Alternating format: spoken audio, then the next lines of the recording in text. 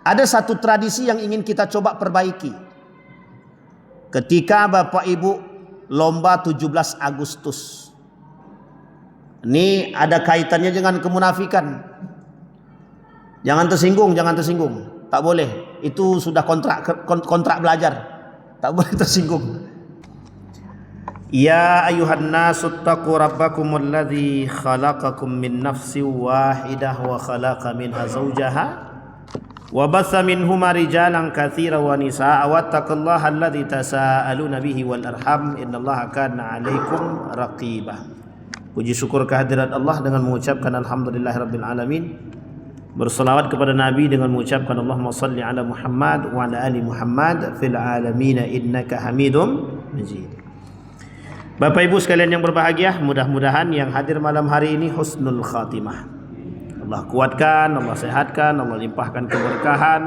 InsyaAllah kelak yang hadir ini bisa sama-sama memberikan syafaat antara satu dengan yang lain.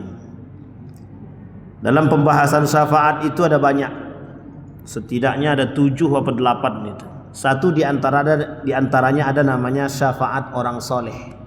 Nah, mudah-mudahan Bapak Ibu ini termasuk orang-orang yang saleh yang kelak bisa mengajak kawan-kawan atau dengan syafaatnya yang duduk bersama di sini, tengok kiri kanan, hafalkan wajahnya biar nanti di hari kiamat bisa menjadi orang yang bertanggung jawab atas kebaikan kawannya. Fas'al an qarinihi. Jadi salah satu kelebihan kita berkawan dengan sesama agama dan baik adalah mampu memberikan syafaat. Baik.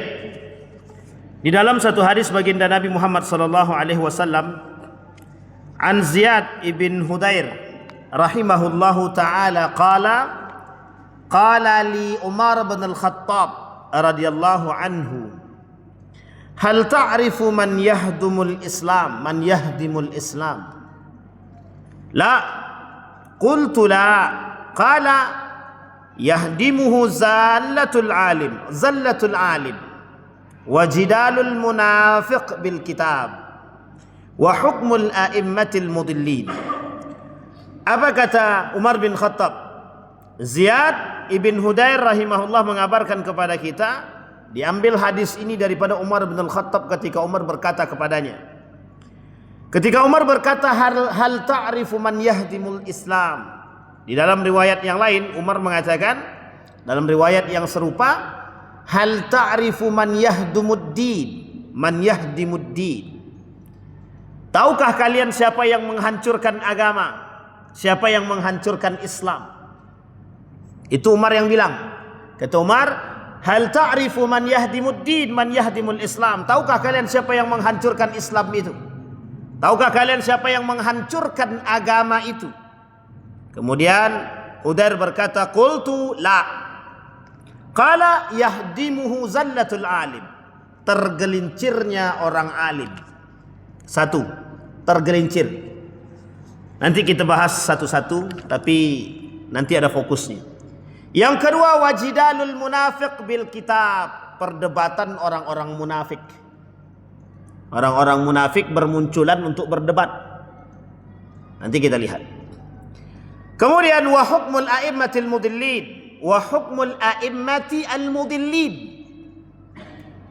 Hukum yang dibangun pada masa kepemimpinan orang-orang yang zalim.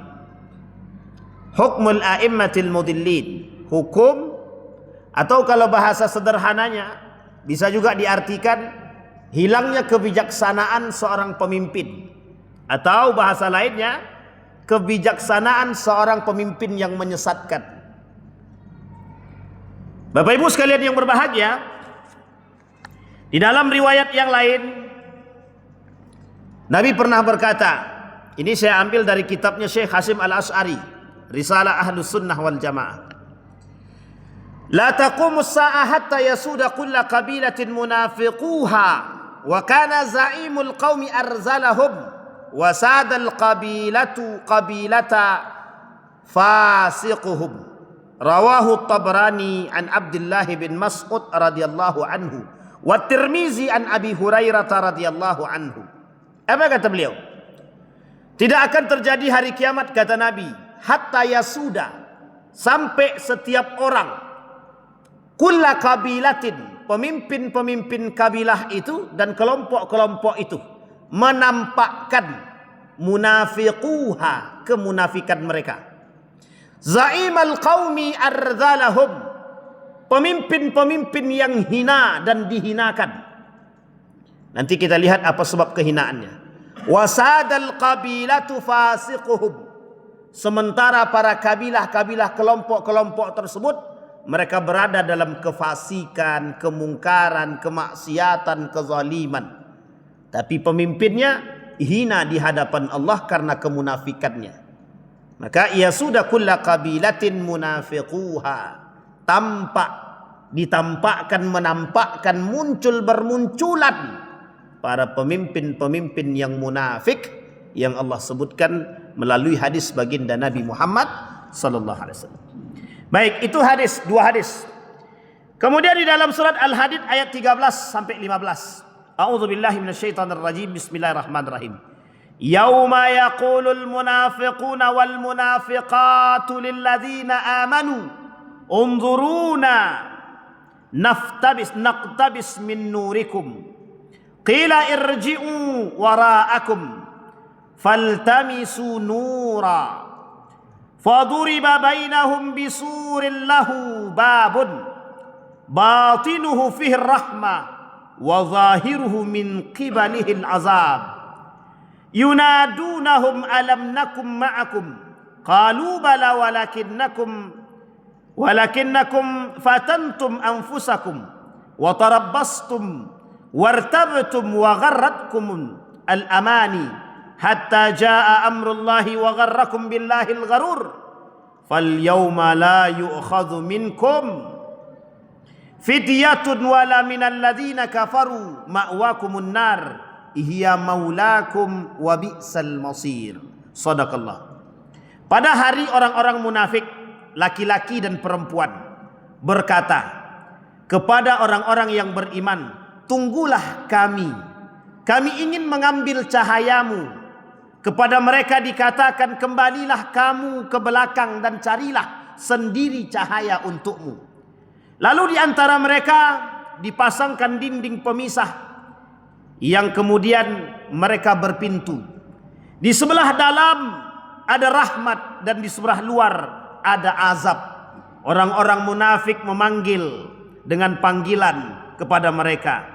Kemudian orang-orang mukmin menjawab bagi orang-orang kafir, betul, dulu engkau bersama kami, tapi kamu mencelakakan dirimu sendiri dan kamu hanya menunggu, meragukan janji Allah dan meninggalkan syariat Allah dan ditipu oleh angan-angan kosong sampai datang ketetapan Allah. Dan penipu, para setan, datang memperdaya kamu tentang Allah, maka pada hari ini tidak akan diterima perbuatan dan tebusan dari setiap orang di antara kalian yang tergolong orang-orang munafik. Maka dari itu, kalian bersama orang-orang kafir, tempat kalian adalah di neraka. Itulah tempat berlindung kalian dan itulah seburuk-buruk tempat kembali. Bapak Ibu sekalian yang berbahagia, tadi hadis Nabi, sekarang kita baca ayat 6, surat Al-Hadid 13-15. Allah mengatakan begini, bahkan di dalam surat Al-Hadid ini juga disebutkan keadaan orang-orang munafik kelak di hari kiamat. Mereka memanggil orang-orang beriman, wahai orang-orang beriman yang dulu pernah duduk bersama kalian, tolong kami, tunggulah kami, berikan cahayamu dan syafaatmu agar kami bisa terbebas dari kemunafikan, agar kami bisa berangkat dari tempat neraka yang sangat pedih ini. Tapi apa jawaban orang beriman ketika itu? Dalam ayat tadi, apa kata orang beriman? Terimalah apa yang telah kau perbuat. Carilah olehmu cahaya sendiri. Terimalah, karena itu bekas perbuatanmu. Engkau jauh dari Allah. Engkau abaikan janji Allah. Engkau abaikan syariat Allah. Engkau perjualbelikan agama Allah. Engkau ambil angan-angan yang tinggi di dunia. Engkau abaikan ketetapan Allah. Maka apa kata orang beriman? Terimalah azab dari Allah. Dibuatkan dinding pembatas antara orang munafik dengan orang mukmin. Di neraka orang mukmin mendapatkan, orang mukmin tidak ada, orang mukmin di surga. Sementara orang-orang yang munafik masuk ke dalam neraka. Bagi orang mukmin ada rahmat, bagi orang munafik ada azab. Bapak Ibu sekalian yang berbahagia, apa yang dimaksud? Begitulah cara Allah menghinakan orang-orang yang hina. Dalam surat Al-Mujadalah Allah mengatakan azabum muhin. Bagi pelaku kemunafikan Allah hinakan azabnya bagi mereka sehina-hinanya. Mengapa pembahasan munafik ini begitu enak untuk dibahas? Mengapa pembahasan munafik ini? Ada filmnya ini sudah. Di Indonesia ada, di Malaysia ada. Judul filmnya Munafik ini. Ini kalau Bapak Ibu, tapi jangan tonton-tonton lah, tak usah lah. Karena memang kalau munafiknya di Malaysia itu ya beda-beda tipis juga dengan film yang Indonesia itu. Judulnya Munafik itu. Nanti cari sendiri lah Bapak Ibu, tonton aja. Dan karakter munafik itu berasal dari Al-Quran dan hadis yang dibuat oleh Malaysia itu ditampakkan. Manusia-manusia itu ditampakkan kemunafikannya. Baik, kembali kepada poin tadi. Kita mulai runutkan satu persatu dari hadis Nabi sebelum kita masuk kepada ayat yang tadi.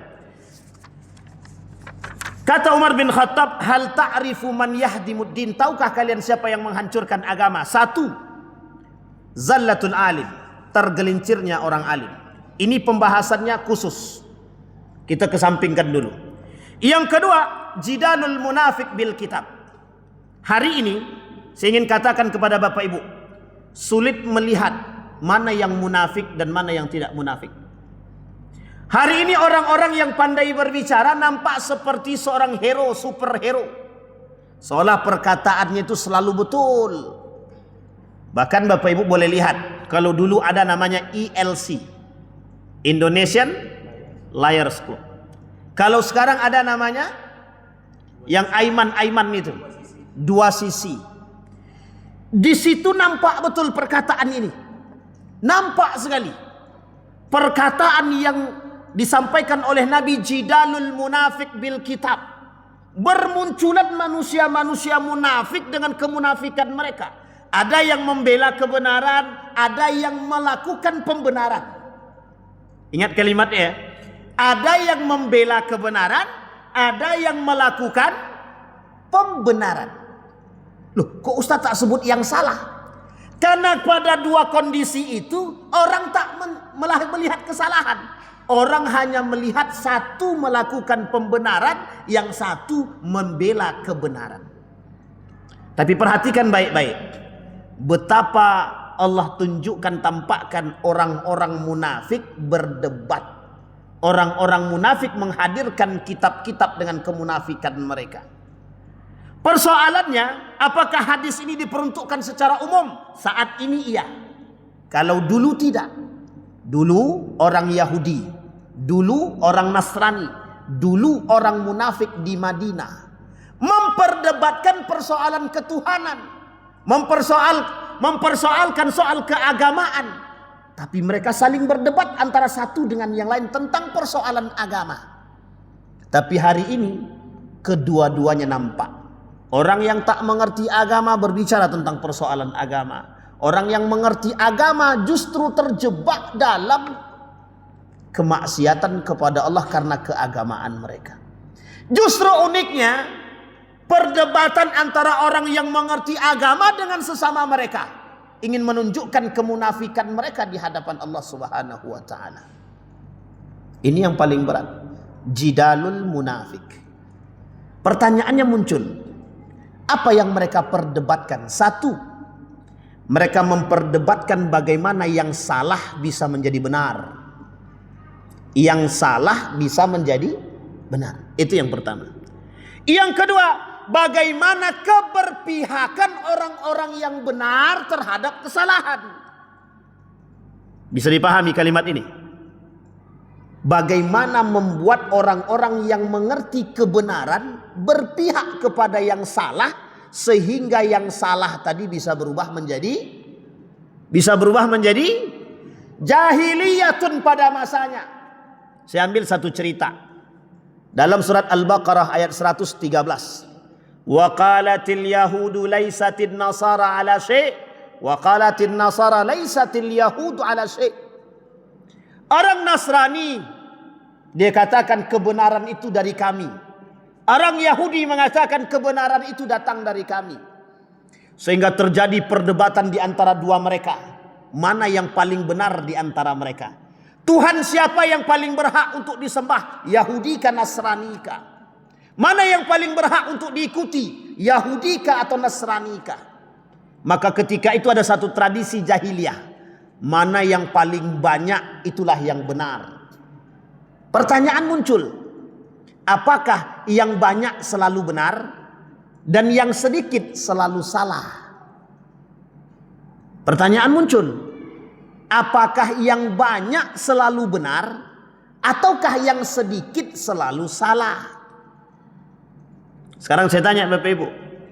Yang banyak selalu benar atau yang sedikit selalu salah? Pilih mana? Pilih mana? Wala tuti aksar man fid dunya yudilluka an sabilillah. Kata Allah, jangan kalian terlalu percaya dan patuh kepada sekian banyak manusia yang kelak justru membuat Anda sesat dari jalan Allah. Kita lihat contoh, kita contoh. Ada orang berdebat persoalan pacaran itu halal atau haram. Sekarang saya tanya Bapak Ibu, pacaran itu boleh apa tak boleh? Nggak usah diingat-ingat masa lalu. Sekarang masa depan. Yang pernah pacaran nikmati aja dosanya dulu. Kan tobat kan? Kalau sudah tobat alhamdulillah. Sekarang saya tanya dulu, pacaran itu haram apa halal? Sepakat nih, kita sepakati dulu. Haram apa tidak? Halal setelah nikah, haram sebelum nikah ya. Baik. Sekarang saya tanya dulu Bapak Ibu, ada enggak anak-anaknya yang pacaran? Ada? Yakin? Nggak ada. Kalau ada, berani nggak bilang sama anaknya, putuskan? Berani nggak? Kalau tak berani, tanda-tanda kehancuran. Harus tuh Pak, harus berani. Sekarang kita lihat. Kita lihat. Terjadi perdebatan. Ada orang mengerti agama, dia katakan pacaran itu tidak salah. Yang penting tidak berpegangan. Yang satu mengatakan pacaran itu haram. Mau pegangan atau tidak pegangan haram. Sekarang Bapak Ibu pilih yang mana? Pegangan atau tidak pegangan tetap haram, atau asal tidak pegangan pacaran boleh? Pilih mana? Kami dulu Ustaz, pacarannya itu tidak pernah berduaan. Cukup tonjolkan dari bawah rumah, tup. Nah, itu namanya SMS tuh katanya. Itu orang zaman dulu, nenek-nenek dulu. Rumahnya kan rumah panggung. Jadi untuk SMS itu, WhatsApp itu, message-nya itu, apa namanya message itu? SMS itu apa nama bahasa Indonesianya? Pokoknya pesan. Nah, pesan itu cukup pakai tonjol. Tup, ditonjolkan kakinya pakai kayu, berarti tandanya ngajak keluar bareng. Nah, kan gitu. Karena zaman dulu begitu yang ada, HP tak ada. Atau yang kedua pakai surat. Tulis surat. Sebulan kemudian baru sampai. Kenapa enggak pakai kantor pos dia, Pak? Itu bagaimana pacaran begitu? Halal atau haram, kamu bahakah atau bagaimana? Baik. Sekarang kita bicara persoalan hal ini. Berdebatlah dua orang, kedua-duanya mengerti agama. Yang satu mengatakan kalau tidak ada keluar bersamaan berpegangan tangan maka tak masalah pacaran. Yang satu mengatakan mau pegangan atau tidak pegangan tetap pacaran, tetap haram, kata dia. Sekarang Bapak Ibu tinggal lihat saja. Persoalan ini kita tak bahas masalah pacarannya. Kita membahas persoalannya di mana yang paling cenderung dengan ketakutannya kepada Allah. Orang munafik akan mencari celah untuk sesuatu yang salah bisa dibenarkan. Kita ambil contoh. Bapak Ibu percaya atau tidak percaya, ke depan ini suap itu bisa dibenarkan. Ke depan itu suap bisa dibenarkan. Suap. Hari ini saja orang sudah berdebat antara suap itu halal dan haram. Apalagi ke depan. Semua orang main suap. Kira-kira kalau semuanya sudah main suap, termasuk para penjahat-penjahat itu main suap. Kira-kira Suap yang tadi haram bisa tidak berubah jadi halal? Bisa tidak berubah jadi halal? Saya sedang ngajak Bapak Ibu menjadi orang munafik. Ingat kalimatnya Bapak Ibu. Jangan pernah terjebak dalam kemunafikan. Inilah perdebatan hari ini. Orang mencari celah di mana yang haram berubah menjadi halal. Dengan perdebatan sama-sama punya kitab, sama-sama punya pegangan, sama-sama merasa mengerti agama. Dan berdebatlah mereka di situ. Apa yang terjadi? Satu mengatakan suap itu boleh saja, kondisinya sudah sangat mengkhawatirkan. Satu yang mengatakan kok lawannya masih muslim, kok masih mengkhawatirkan, di mana? Sehingga mohon maaf terjadi perdebatan. Inilah yang disebut dengan jidalul munafik. Orang-orang munafik menjadikan celah untuk menghalalkan yang haram dan menjadikan yang haram itu halal. Yang halal bisa diharamkan, yang haram bisa dihalalkan. Inilah yang disebut dengan khadda'at, tipu daya. Orang-orang muslim mukmin kelak, mereka akan banyak mengikut dan terpedaya dalam kondisi itu. Sehingga ketika Allah mengatakan di dalam ayat yang tadi kita bacakan, bahkan di dalam ayat yang lain ketika Allah mengatakan idza ja'akal munafiquna qalu nashhadu innaka la rasulullah wallahu ya'lamu innaka la rasuluh wallahu yashhadu innal munafiqin lakadzibun, kata Allah.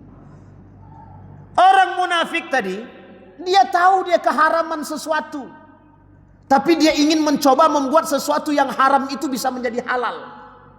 Dengan kondisi-kondisi tertentu dia paksakan bagaimana caranya sesuatu yang haram bisa dilakukan, sehingga tidak terjebak dalam dosa. Ini yang disebut ketika mereka mengabaikan janji Allah, mereka mengabaikan syariat-syariat Allah. Ini unik. Saya selalu mengingatkan kepada kita semua Bapak Ibu, kalau Anda punya prinsip, berpegang teguhlah dengan prinsip. Jangan lisan beda, tangan beda. Suap haram, tapi mukena diambil juga. Mukena juga diambil. Nggak boleh pakai suap, nggak. Tapi sajadah diterima untuk masjid. Kok yang haram kok diterima untuk yang baik gitu loh. Bisa dipahami Bapak Ibu. Jadi kadang-kadang kita ini tidak berprinsip. Yang lebih berbahaya itu justru yang itu Pak.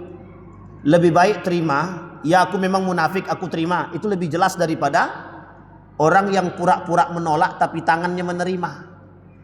Lisannya menolak tapi tangannya menerima. Apa kata dia? Ini hadiah.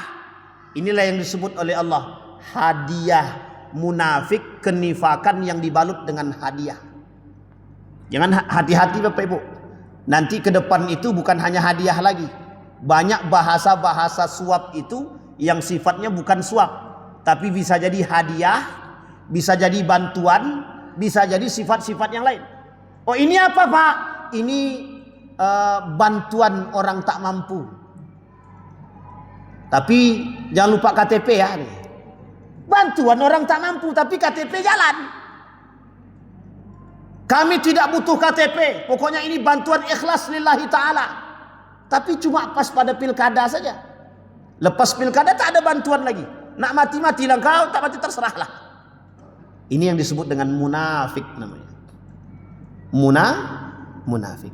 Maka kata Allah, kata Nabi dalam hadisnya, perhatikan kata Nabi, la taqumus sa'ah, tak akan terjadi hari kiamat hatta yasuda kulla qabilatin munafiquha, sampai setiap kelompok itu mereka akan menampakkan kemunafikan mereka.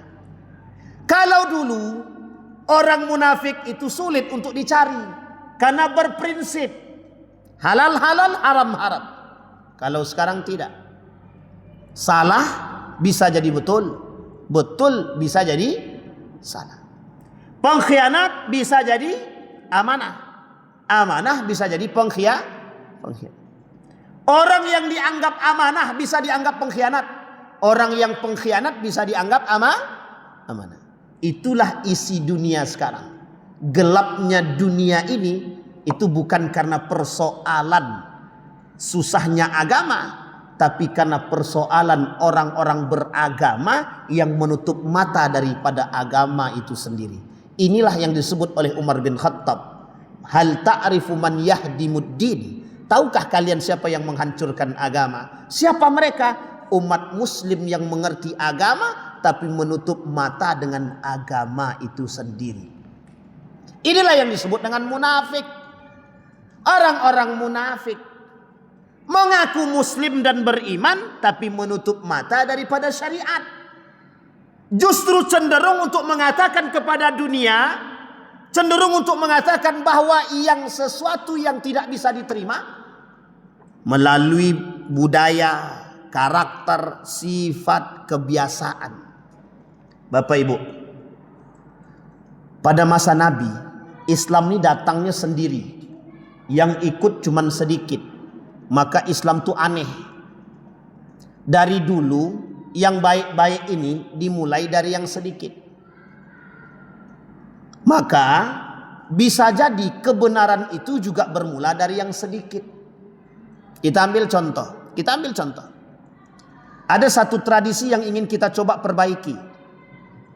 Ketika Bapak Ibu lomba 17 Agustus. Ini ada kaitannya dengan kemunafikan. Jangan tersinggung. Tak boleh. Itu sudah kontrak belajar. Tak boleh tersinggung.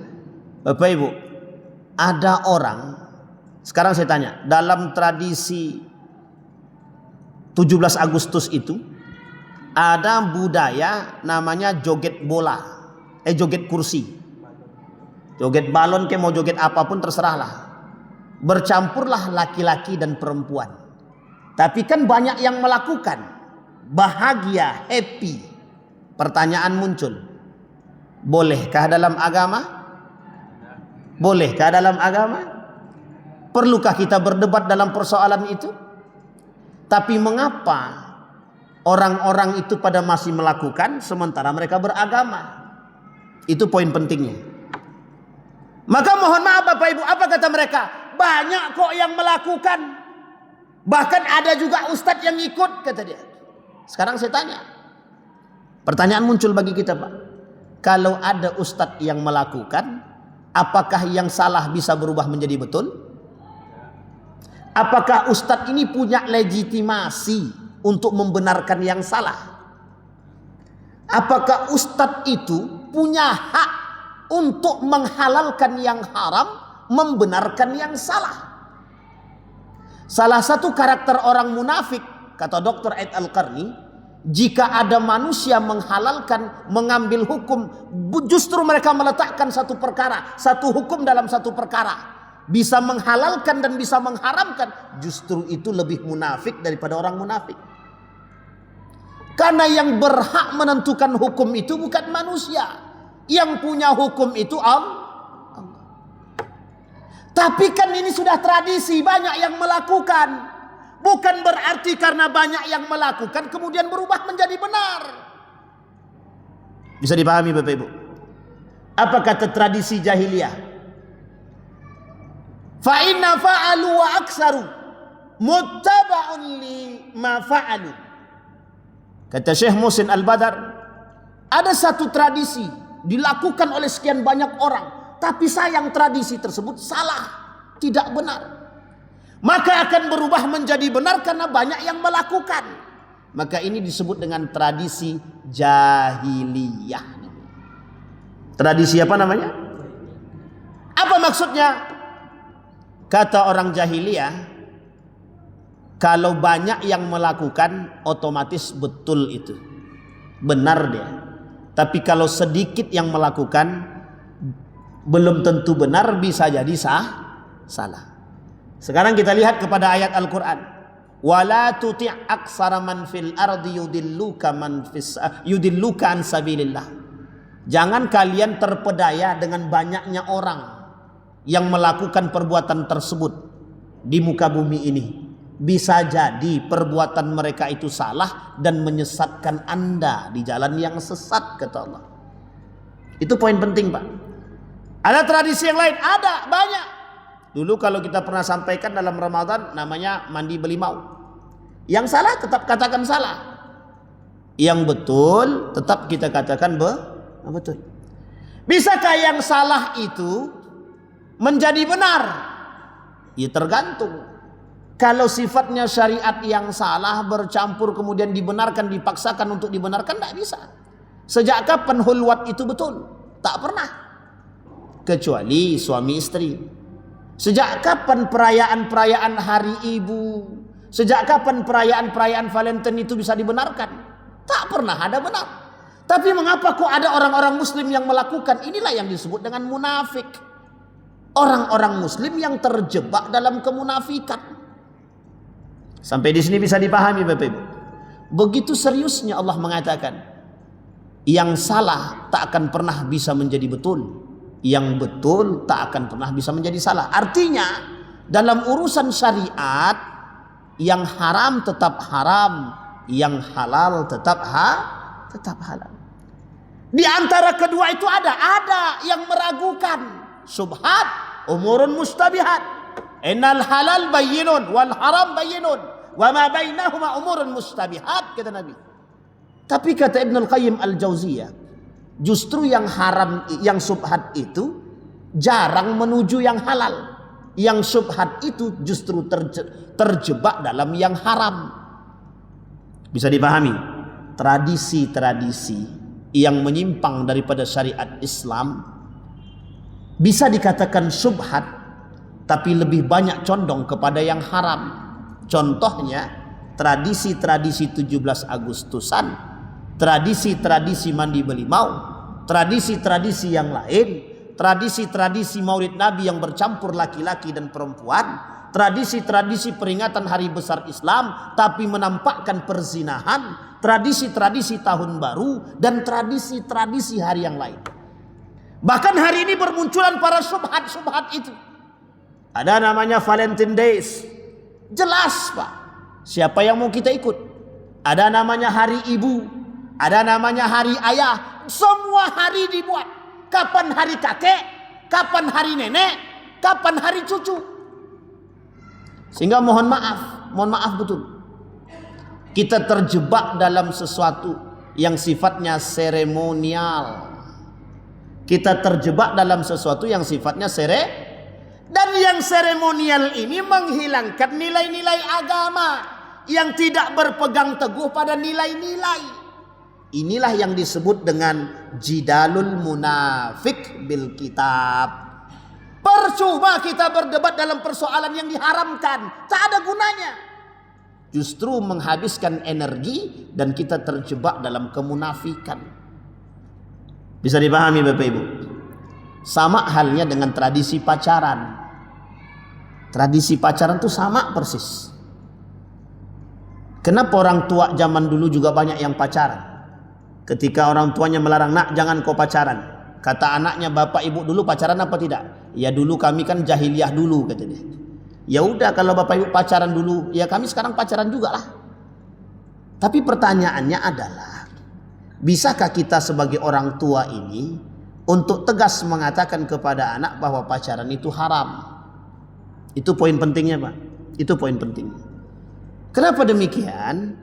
Tidak ada persoalan lain yang lebih berbahaya ketika seorang muslim itu justru meninggalkan syariatnya. Maka kata Dr. Ed Al-Qarni, salah satu di antara karakter orang munafik adalah mereka yang mengabaikan syariat Islam. Bisa dipahami sampai di sini. Nah, sekarang kita perhatikan, mengapa Allah begitu serius mengancam orang-orang munafik? Orang munafik ini Bapak Ibu lebih berbahaya daripada orang kafir. Orang kafir nampak kekafirannya. Orang kafir jelas kekufurannya. Orang munafik baina-baina, di antara. Antara kufur dan iman. Itu orang munafik. Sehingga musuh Nabi yang paling berat bukan orang Yahudi, bukan orang Nasrani. Musuh Nabi yang paling berat justru adalah orang munafik. Dibunuh salah, dia bagian daripada sahabat, kata Nabi. Tidak dibunuh, dia lebih berbahaya daripada musuh itu sendiri.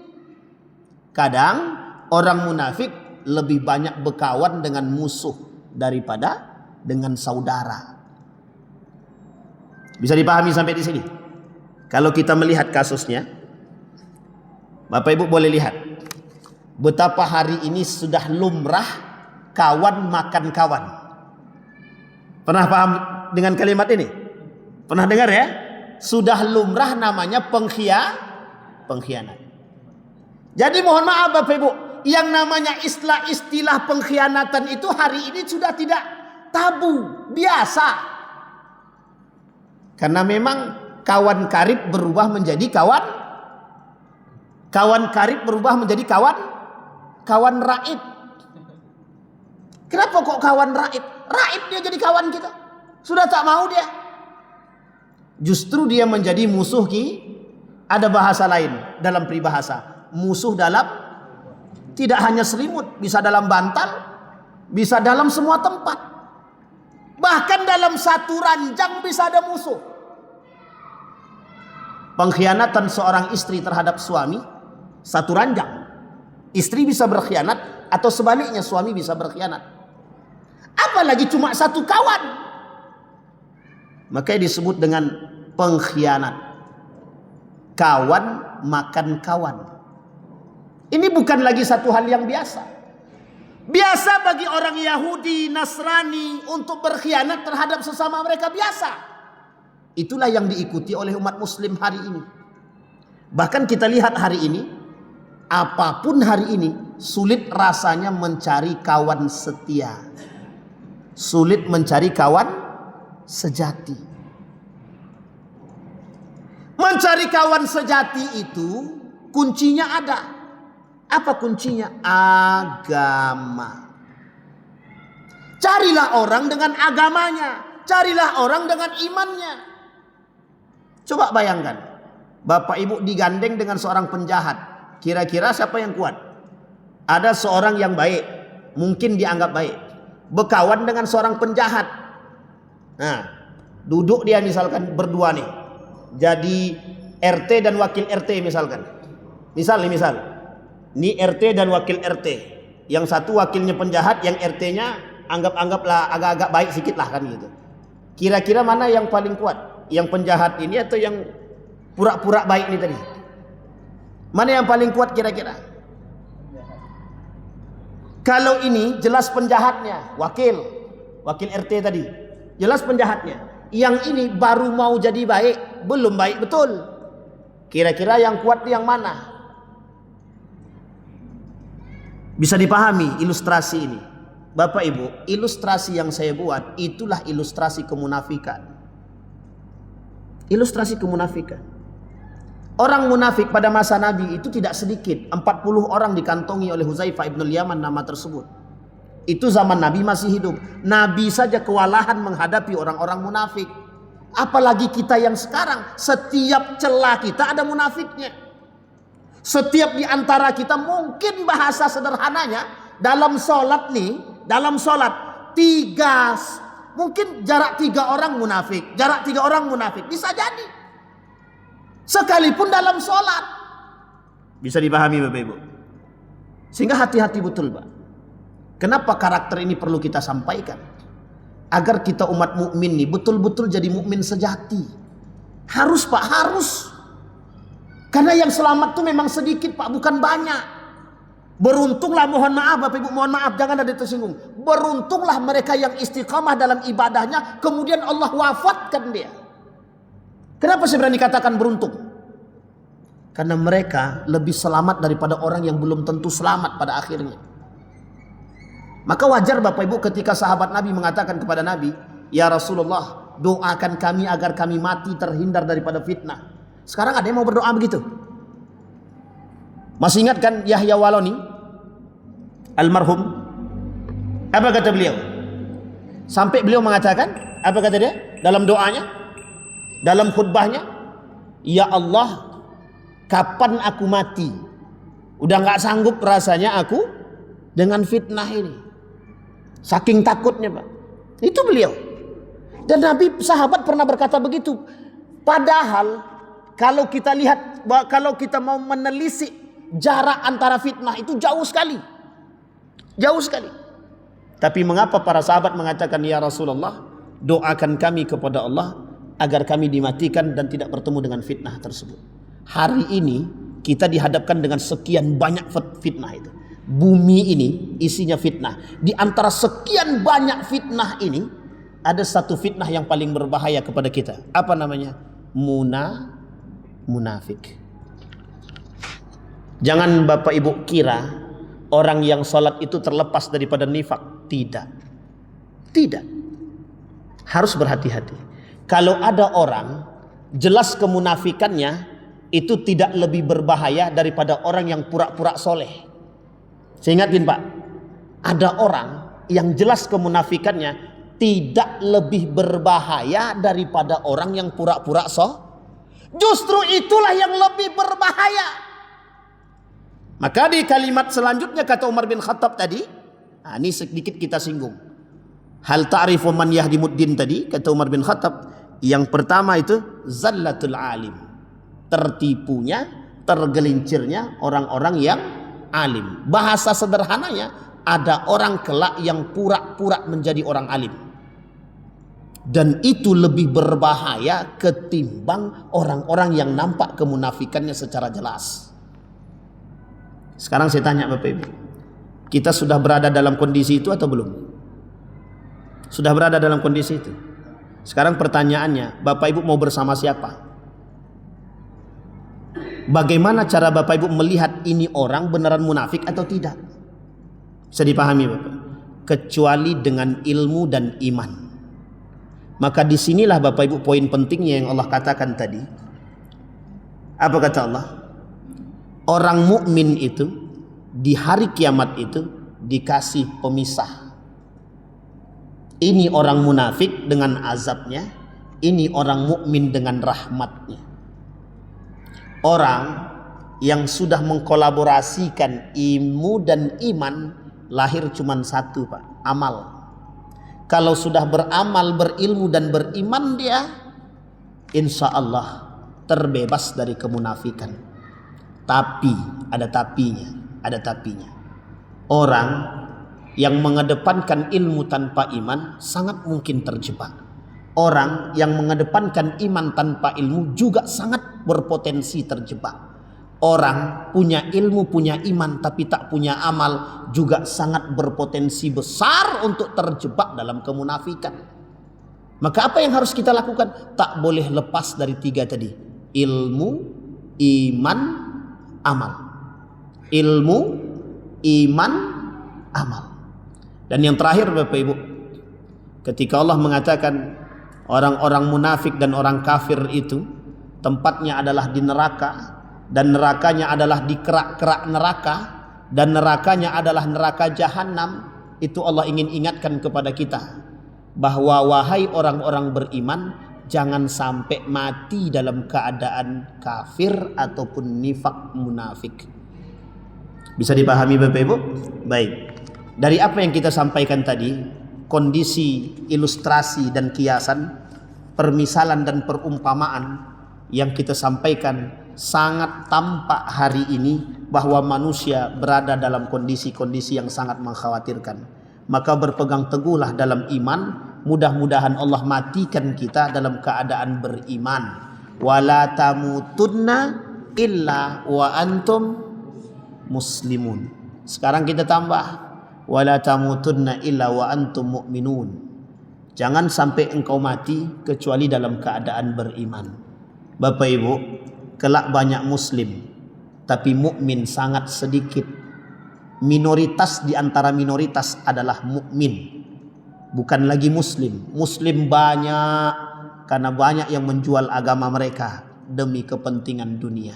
Dr. Mawardi Muhammad Saleh sebagai penutup, ketika hari Senin dia berbicara di Masjid Ar-Rahman, salah satu tanda kemunafikan itu adalah hubbud dunia, kecintaan manusia terhadap dunia. Mudah-mudahan apa yang kita sampaikan ini menjadi pengingat bagi kita. Semoga kita takut dengan neraka jahanam. Allahumma inni a'udzubika min azabil qabri wa min azabi jahannam wa min syarri fitnatil mahya wal mamat wa min syarri fitnati masihid Dajjal. Na'udzubillahi tsumma na'udzubillah. Mudah-mudahan Allah selamatkan kita, mudah-mudahan Allah jaga kita dan keluarga. Fa'tabiru ya ulil absar la'allakum tuflihun. Assalamualaikum warahmatullahi wabarakatuh.